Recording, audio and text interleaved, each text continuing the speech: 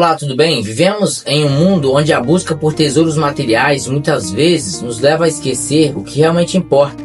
Mas em Mateus capítulo 6, versículo 19, somos alertados: não ajunteis tesouros na terra, onde a traça e a ferrugem consomem.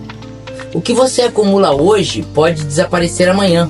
Ao contrário dos bens materiais, os tesouros eternos, eles não podem ser corroídos nem roubados. Eles estão naquilo que fazemos por amor, fé e serviço ao Senhor.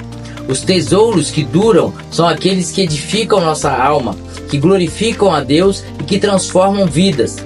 Escolha armazenar tesouros no céu, pois são eles que trarão a verdadeira paz e a recompensa.